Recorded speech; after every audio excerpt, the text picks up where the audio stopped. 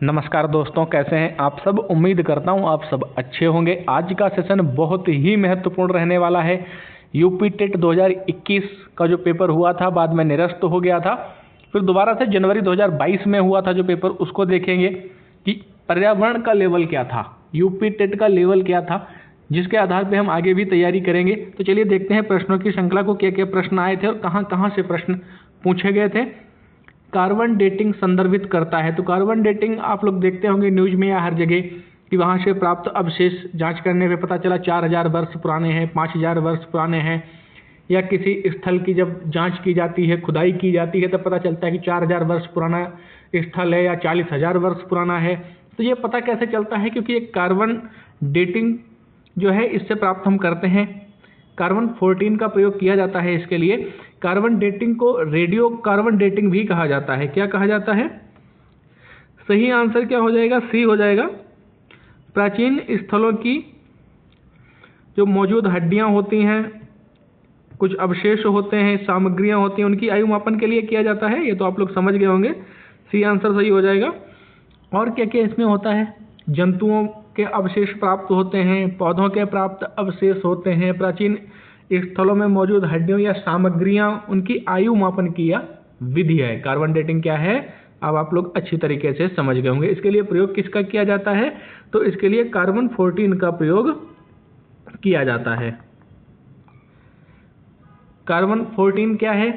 Carbon का एक रेडियोधर्मी आइसोटोप है। आगे मैंने इसको नोट कर लिया है, आप लोग इसको रोक करके नोट कर लीजिए। कार्बन डेटिंग के बारे में पूरा मैंने लिख दिया है, आप इसको नोट कर लीजिए। चलिए हम अगले प्रश्न को देखते हैं। संविधान सभा ने कब राष्ट्रीय गान को अपनाया है? आप लोग ये बताइए फटाफट। तो संविधान सभा ने 24 जनवरी 1950 को जो हमारा जन गण मन है इसको अपनाया था। कब अपनाया था? 24 जनवरी 1950। सी आंसर हमारा सही हो जाएगा। कौन सा? जन गण मन। इसको गाने का टाइम कितना होता है? इसको गाने का 52 सेकेंड टाइम होता है। चलिए अगले प्रश्न को देखते हैं। बायो मैग्निफिकेशन क्या है?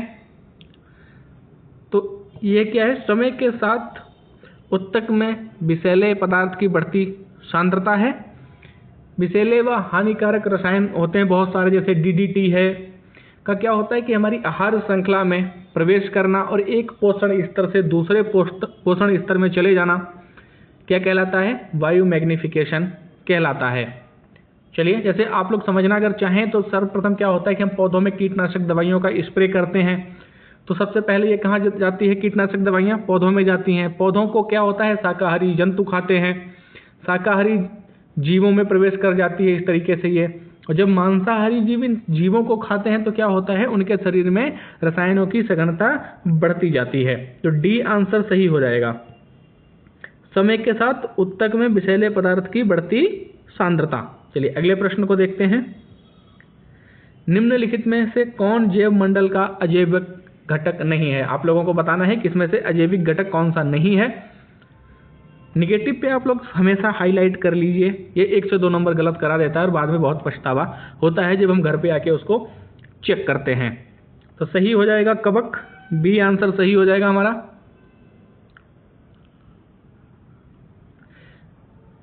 क्यों? कवक जो है ये क्या है? एक जैविक घटक है। चलिए अगले प्रश्न पे चलते हैं। ग्रीन पीस इंटरनेशनल का मुख्यालय कहाँ स्थित है? तो ये एम्स्टर्डम में स्थित है। बी आंसर हमारा सही हो जाएगा। इसका कार्यालय लगभग 55 से अधिक देशों में इसके कार्यालय स्थापित हैं। इसका मुख्यालय कहाँ है भाई? अगर देश या शहर पूछते हैं, शहर तो आप बता देंगे एम्स्टर्डम में है, लेकिन किस देश में स्थित है तब क्या करेंगे? तो ये नीदरलैंड में स्थित है। कहाँ स्थित है? नीदरलैंड में स्थित है। चलिए अगले प्रश्न को देखते हैं। घास भूमि क्षेत्र के पारितंत्र के खाद्य श्रृंखला में सबसे उच्च स्तर का उपभोक्ता कौन होता है? तो सबसे उच्च स्तर का जो उपभोक्ता होता है वो मांसाहारी होता है घास भूमि क्षेत्र के पारितंत्र में। चलिए अगले प्रश्न पे चलते हैं। अगले प्रश्न को देखते हैं। वायुमंडल का प्रमुख स्तर जो पृथ्वी के सबसे पास है, ऐसा कौन सा स्तर है जो पृथ्वी के सबसे पास है वायुमंडल का? आपको ये बताना है। बताइए भाई फटाफट। तो क्षोभमंडल हो जाएगा, सी आंसर सही हो जाएगा। पृथ्वी के सबसे पास कौन सा स्तर है? तो क्षोभमंडल है। यह वायुमंडल का सबसे निचला स्तर है जो पृथ्वी की सतह से लगभग कितना 10 किलोमीटर की ऊंचाई तक पाया जाता है। चलिए, इसके ठीक ऊपर क्या होता है? क्षोभमंडल के ठीक ऊपर समताप मंडल होता है। चलिए अगले प्रश्न को देखते हैं। भारतीय संसद द्वारा जैव विविधता अधिनियम कब पारित किया गया था? बताइए फटाफट, बहुत ही इंपॉर्टेंट प्रश्न है। तो 11 दिसंबर 2002 को कब हुआ था पारित? 11 दिसंबर 2002 को पारित किया गया था।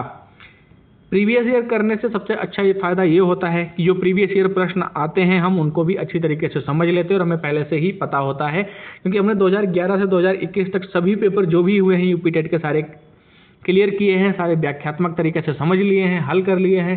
अब क्या है कि कोई भी प्रीवियस ईयर कहीं से कुछ भी पूछेगा तो हम उसको सॉल्व कर सकेंगे। दूसरा क्या होता है कि हमें कहाँ से क्या ज़्यादा पढ़ना है, किस सब्जेक्ट पे ज़्यादा फोकस करना है, किस टॉपिक को ज़्यादा पढ़ना है, इसका भी हमें आइडिया लग जाता है। भारतीय संसद द्वारा जैव विविधता ये आपका हो गया है 11 दिसंबर 2002। चलिए अगले प्रश्न को देखते हैं। निम्नलिखित में से कौन सी कृषि करने की प्रक्रिया पर्यावरण संरक्षण में सहायक है? तो आप सभी लोगों को पता है जैविक खेती सबसे अधिक सहायक है। खैर लोग कर नहीं रहे हैं अभी बहुत ज़्यादा, क्योंकि उनको फसल में उत्पादन ज़्यादा चाहिए, इसलिए जैविक खाद खेती में क्या होता है उतना ज़्यादा उत्पादन नहीं होता है। लेकिन हमारे लिए जो सबसे अच्छी खेती है वो जैविक खेती है। अम्लीय वर्षा किससे संबंधित है? बताइए भाई। तो अम्लीय वर्षा जो है सल्फ्यूरिक एसिड से संबंधित है। आप लोगों ने सुना होगा, बहुत अच्छी तरीके से इसको सुन रखा होगा। चलिए अगले प्रश्न को देखते हैं। WWF से क्या आशय है? तो वर्ल्ड वाइल्ड लाइफ फंड, इसकी स्थापना कब हुई थी? सही आंसर आपका बी हो जाएगा। लेकिन इसकी स्थापना कब हुई थी? तो इसकी स्थापना 1961 में हुई थी। कब हुई थी? 1961 में हुई थी। इसका प्रतीक चिन्ह क्या है? तो जॉइंट पांडा क्या है? चलिए मैं लिख देता हूं, जॉइंट पांडा। चलिए अगले प्रश्न को देखते हैं। फूलों की घाटी कहाँ स्थित है? ये बहुत बार पूछा जा रहा है, बहुत ही ट्रेंडिंग प्रश्न है, लगभग सभी एग्जाम में घूम फिर के ये आता ही रहता है। इसको एकदम क्लियर कर लेते हैं। तो फूलों की घाटी उत्तराखंड में स्थित है। कहाँ स्थित है भैया? उत्तराखंड में भी अगर पूछ लेगा कहाँ है तो चमोली जिले में। और उत्तराखंड से क्या है? चिपको आंदोलन कहाँ से शुरू हुआ था? चलिए बताइए भाई फटाफट। चिपको आंदोलन ये भी उत्तराखंड से संबंधित है। कहाँ से है? उत्तराखंड से है। गंगा नदी का उद्गम स्थल कहाँ है? तो ये भी उत्तराखंड में स्थित है। चलिए अगले प्रश्न को देखते हैं। भारत में निम्नलिखित में से कौन सी एजेंसी मुख्य रूप से प्रदूषण के मापन से संबंधित है? तो केंद्रीय प्रदूषण नियंत्रण बोर्ड, सी आंसर हमारा सही हो जाएगा। अगले प्रश्न को देखते हैं। कोटोपैक्सी एक जागृत ज्वालामुखी है जो स्थित है, अब कहाँ पे स्थित है बताइए आपको फटाफट। तो ये एंडीज पर्वतमाला में स्थित है। बी आंसर हमारा सही हो जाएगा। यह कैसा ज्वालामुखी है अगर पूछ लिया जाए? तो यह सक्रिय या जागृत ज्वालामुखी है। कैसा है? सक्रिय या जागृत। कैसा है? सक्रिय या जागृत ज्वालामुखी है। कहाँ स्थित है? तो यह दक्षिण अमेरिका में स्थित है। कहाँ स्थित है? दक्षिण अमेरिका में स्थित है। चलिए अगले प्रश्न को देखते हैं। तिब्बत की सांगपो नदी भारत में किस नाम से जानी जाती है? ये भी बहुत बार पूछा जाता है। तो तिब्बत की जो सांगपो नदी है भारत में ब्रह्मपुत्र के नाम से जानी जाती है। बी आंसर हमारा सही हो जाएगा। चलिए अगले प्रश्न को देखते हैं। निम्न में से कहाँ आर्सेनिक द्वारा जल प्रदूषण सर्वाधिक है? तो ये पश्चिम बंगाल में है। दिए हुए ऑप्शनों में सही आंसर हमारा ए हो जाएगा। ये कहाँ है? पश्चिम बंगाल में सर्वाधिक है। इससे और भी प्रभावित राज्य हैं, जैसे झारखंड भी है, बिहार भी है, उत्तर प्रदेश भी है, लेकिन सबसे अधिक है तो पश्चिम बंगाल में है। ए आंसर सही हो जाएगा। भारत में पश्चिमी घाट के दक्कन शुष्क हैं, इसका कारण क्या है? तो रेन शेडो प्रभाव के कारण शुष्क हैं। बी आंसर सही हो जाएगा। चलिए अगले प्रश्न को देखते हैं। वन्य जीव सुरक्षा अधिनियम कब पारित किया गया था? तो ये 1972 में पारित किया गया था। सी आंसर सही हो जाएगा। कब पारित किया गया था? 1972 ईस्वी में। 1972 ईस्वी में पारित किया गया था। इसका मुख्य रीजन था कि अवैध शिकारों पर रोक लगाना केंद्र सरकार द्वारा। चलिए अगले प्रश्न को देखते हैं। वायुमंडल की ऊपरी सीमा पर प्रति इकाई क्षेत्र में प्राप्त होने वाली सौर विकिरण क्या कहलाती है? ये बताइए आप लोग भाई, फटाफट बताइए। बी आंसर सही हो जाएगा। उसको क्या कहते हैं? सौर स्थिरांक कहते हैं। अगले प्रश्न को देखते हैं। किस देश के संविधान से मौलिक कर्तव्य लिए गए हैं? बताइए भाई फटाफट। तो सही आंसर हो जाएगा यूएसएसआर। ये आंसर हमारा सही हो जाएगा। अगले प्रश्न को देखते हैं। एकदम बेसिक प्रश्न था ये, तो आप लोगों ने बहुत बार पढ़ा होगा। सर्वाधिक जैव विविधता कहाँ पाई जाती है? चलिए इसको आंसर करिए आप भाई फटाफट, बताइए भाई। सर्वाधिक जैव विविधता अगर पूछी जाएगी तो शांत घाटी में है। कहाँ है भाई? शांत घाटी में पाई जाती है। कहाँ है शांत घाटी? कहाँ है? तो यह केरल में है। कहाँ है? केरल में है। चलिए अगले प्रश्न को देखते हैं। एलपीजी के संदर्भ में क्या असत्य है? यहाँ पे आप हाईलाइट कर लिए। सत्य देखेंगे तो कुछ भी आप टिक मार के आ जाएंगे। आपको पूरा प्रश्न पढ़ना है आराम से। सही आंसर हो जाएगा प्रश्न के अनुसार मीथेन उत्सर्जन करने वाला ए, क्योंकि हमें गलत कथन बताना है तो यही गलत कथन हो जाएगा।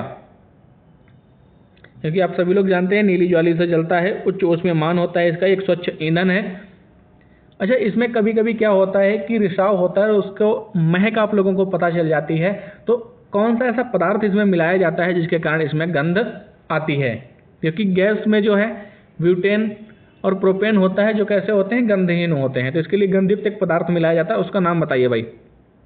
मर कैप्टन हो जाएगा। बहुत बार पूछा जाता है, इसको आप लोग नोट कर लीजिए। कौन सा पदार्थ मिलाया जाता है? मर कैप्टन मिला दिया जाता है, जिससे क्या होता है? गैस के हिसाब से महक आ जाती है तुरंत ही। अगले प्रश्न को देखते हैं। पारिस्थितिकी तंत्र के घटक कौन कौन से हैं? तो पारिस्थितिकी तंत्र के जो घटक हैं जैविक तथा अजैविक। सी आंसर हमारा सही हो जाएगा। मकर रेखा बताइए भाई फटाफट। मकर रेखा कहाँ स्थित है? तो 23.5 डिग्री कहाँ स्थित है? साउथ। अगले प्रश्न को चलते हैं। अगले प्रश्न को देखते हैं। इकोसिस्टम शब्द का प्रयोग सर्वप्रथम किसने किया था? तो बहुत बार आपने पढ़ा होगा इसको। डॉक्टर एजी टांसले ने इसका सर्वप्रथम प्रयोग किया था। बी आंसर हमारा सही हो जाएगा। कब इसका प्रयोग किया था? तो 1935 में इसका प्रयोग एजे टांसले महोदय ने किया था। इनका मानना था कि पारिस्थितिकी तंत्र की जो रचना है अजैविक तथा जैविक घटकों से होती है। अजैविक तथा जैविक घटकों से होती है। चलिए अगले प्रश्न को देखते हैं। ध्रुव तारा कहा जाता है? तो आप सभी लोग जानते हैं ध्रुव तारा किधर से निकलता है? उत्तरी तारे को कहा जाता है। एकदम सही है, उत्तरी तारे को। किसको कहा जाता है? ध्रुव तारा उत्तरी तारे को कहा जाता है। चलिए अगले प्रश्न को देखते हैं। भारत में प्रोजेक्ट टाइगर कब प्रारंभ किया गया था? तो भारत में प्रोजेक्ट टाइगर 1973 में प्रारंभ किया गया था क्या? बताइए फटाफट भाई। सही आंसर सी हो जाएगा, 1973। क्यों किया गया था ये प्रोजेक्ट टाइगर? क्यों शुरू किया गया था? क्योंकि टाइगरों की जो संख्या थी, बाघ जो थी प्रजाति विलुप्त प्राय होने की समस्या उत्पन्न हो गई थी। इसलिए क्या किया गया था?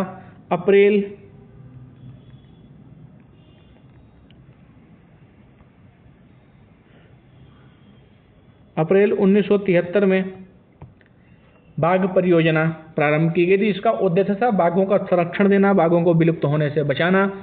अगले प्रश्न को देखते हैं। कान्हा राष्ट्रीय उद्यान भारत के किस राज्य में स्थित है? तो ये मध्य प्रदेश में स्थित है। सी आंसर हमारा सही हो जाएगा। इसकी स्थापना कब की गई थी? तो इसकी स्थापना 1955 में की गई थी। कब की गई थी? 1955 में की गई थी। चलिए अगले प्रश्न को देखते हैं। लखनऊ समझौता 1916 में किन दो के मध्य हुआ था? तो ये कांग्रेस व मुस्लिम लीग के मध्य हुआ था। डी आंसर हमारा सही हो जाएगा। चलिए अगले प्रश्न को देखते हैं। इसे और किस नाम से जानते हैं भाई? लखनऊ समझौता को कांग्रेस लीग योजना के नाम से भी समझते हैं। किसके नाम से? कांग्रेस लीग योजना। चलिए अगले प्रश्न को देखते हैं और आज के प्रश्नों की श्रृंखला के अंतिम प्रश्न को देखते हैं। जिन लोगों को प्रश्नों की श्रृंखला अच्छी लगी है चैनल को सब्सक्राइब कर लीजिए। हमारी यूपी टेट की क्लासेस भी चल रही हैं, तो जो लोग क्लास वाइज पढ़ना चाहते हैं चैनल को सब्सक्राइब कर लीजिए। एकदम बेसिक से हम क्लासेस पढ़ा रहे हैं और अभी यूपी टेट की हमारी डेट नहीं आई है और पूरी संभावना है कि यूपी टेट की डेट आगे बढ़ेगी, क्योंकि सी टेट की। चलिए इसके प्रश्न को देख लेते हैं। सी टेट की एग्जाम डेट आ गई है तो हम अभी उसकी तैयारी करेंगे। जंगली गधों का अभ्यारण्य कहाँ स्थित है? तो ये कहाँ स्थित है? ये गुजरात में स्थित है। सी आंसर सही हो जाएगा। इसकी स्थापना कब की गई थी? तो 1973 में की गई थी। चलिए आज के प्रश्नों की श्रृंखला को यहीं समाप्त करते हैं, फिर मिलते हैं नई क्लासेस के साथ। तब तक के लिए जय हिंद, जय भारत।